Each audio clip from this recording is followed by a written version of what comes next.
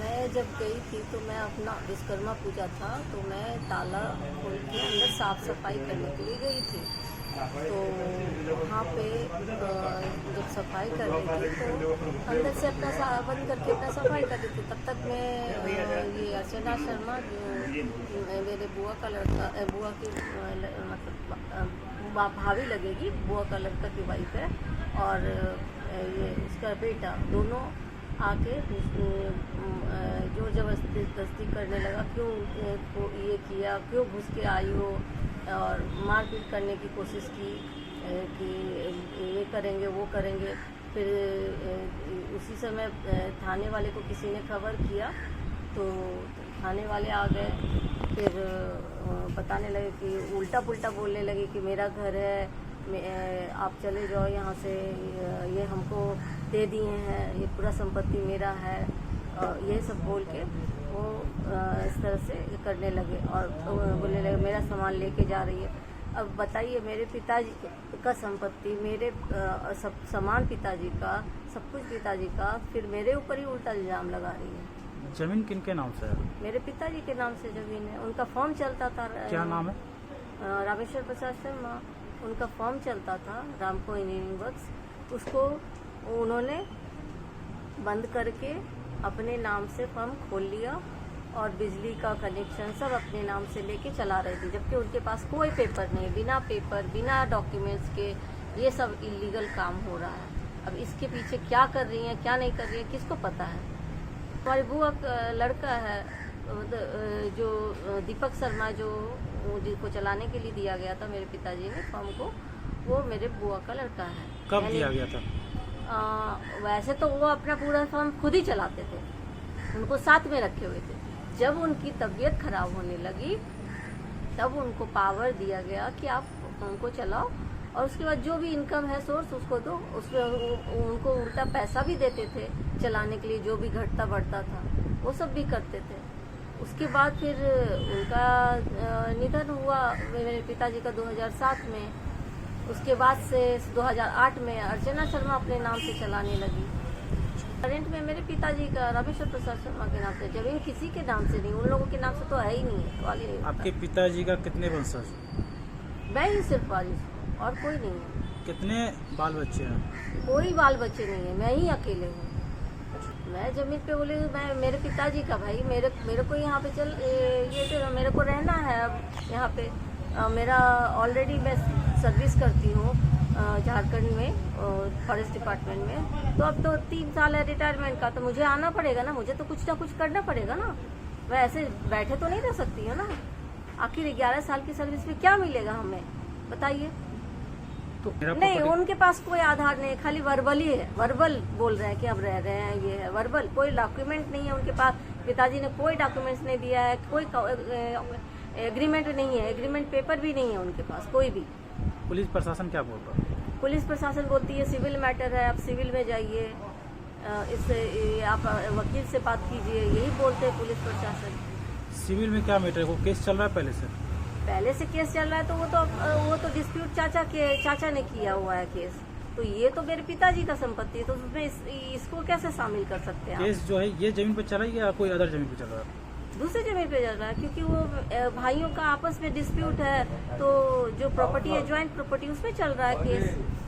ये जमीन मेरे बिल्कुल अलग है, पिताजी के नाम से है, तो इसमें तो केस का सवाल ही नहीं उठता है। वो बोली कि आप मेरा डॉक्यूमेंट्स देख के वो बोली कि वैलिड है सब कुछ, लेकिन इसमें हम लोग कुछ नहीं कर सकते, हमारे हाथ में कुछ नहीं है, हम सिर्फ बीच बचाव कर सकते हैं, बस यही पुलिस बोले।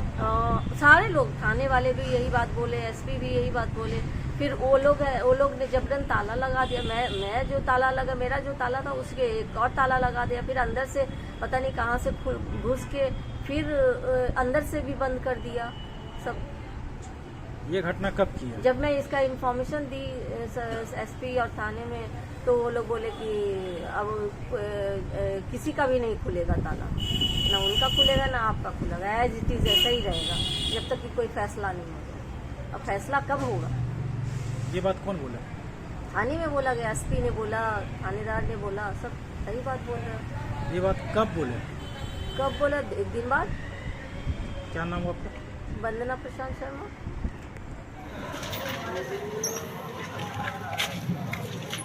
अरे बाबा महाराज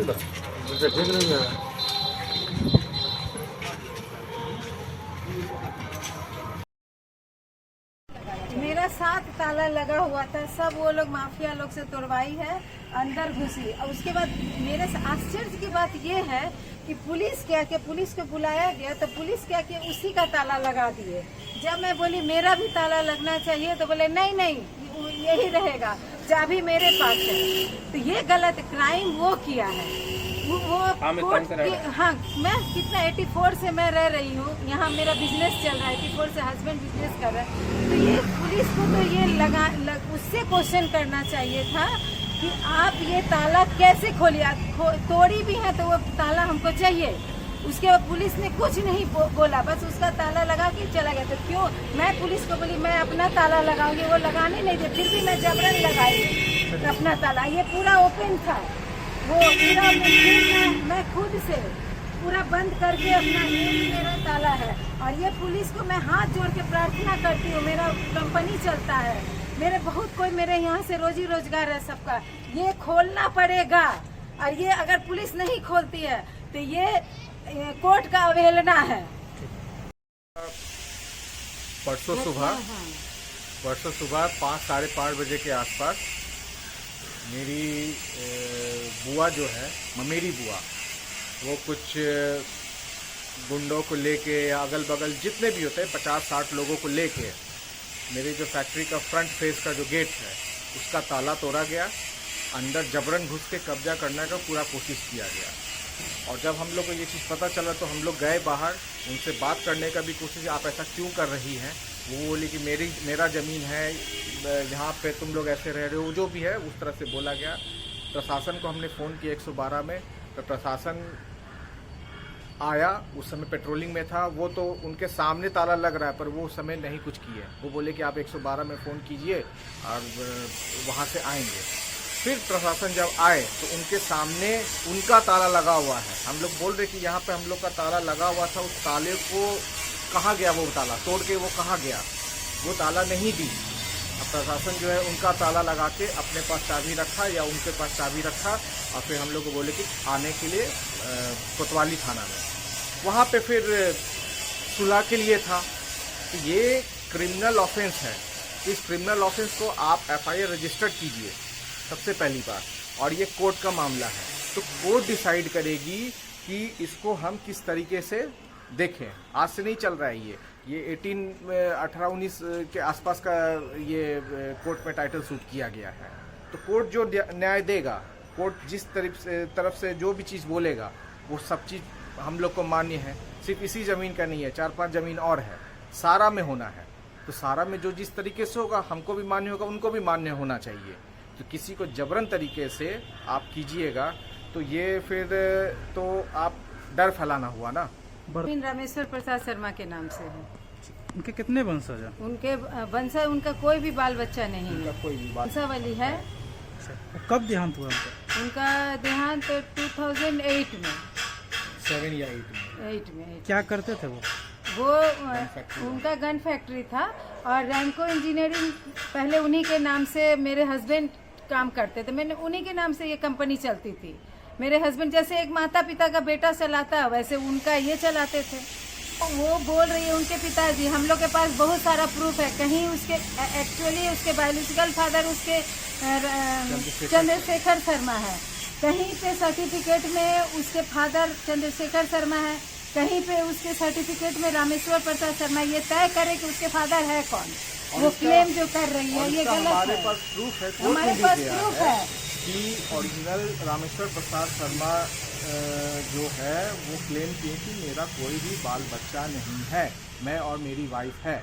ये चीज कोर्ट में वो है। कोर्ट में वो लिख के दिए हैं, वो नहीं, लाइसेंस में उन लोग का रिन्यूअल होता है ना, तो वहाँ पे शायद दिया जाता है, तो यह कोर्ट में दिया। कहीं ऐसा है कि वो कि मेरा कोई बाल बच्चा नहीं है, ताकि मैं भी, मेरे को भी रखे, लेकिन ये अडॉप्ट नहीं किए हैं, ना ही उसको किए हैं, किसी को अडॉप्ट नहीं किए हैं वो। मामला है। अच्छा, अब मैं बताती हूँ। ये ताला जो है ना, वो दिखा रही है ना ताला, मेरे पास सीसीटीवी फुटेज है, वो तो अपना वीडियो बनाई होगी, लेकिन मेरे पास तो फुटेज है कंपनी का। वो क्या गलत है कि वो कैसे करके ताला तोड़ते हुए वो लोग सब, कितने कोई महिला जेंट्स को लेके, माफिया लोग को लेके घुसती है। उसके फादर एक जगह और माफिया गिरी किए, अब बेटी यहाँ कर रही है। इसका मतलब है कि आपको कोर्ट पे विश्वास नहीं, आप कोर्ट से बढ़ के हो गए हैं। मैंने आप अपने पैसे का पावर दिखा के आप हम लोग को डरा रही हैं।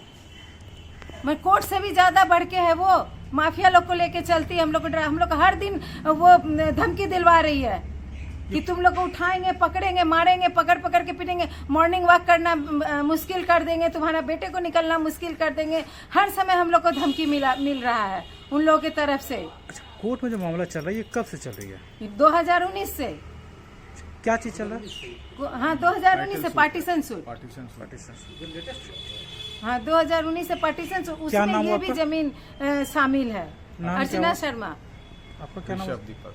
क्या नाम? ऋषभ दीपक।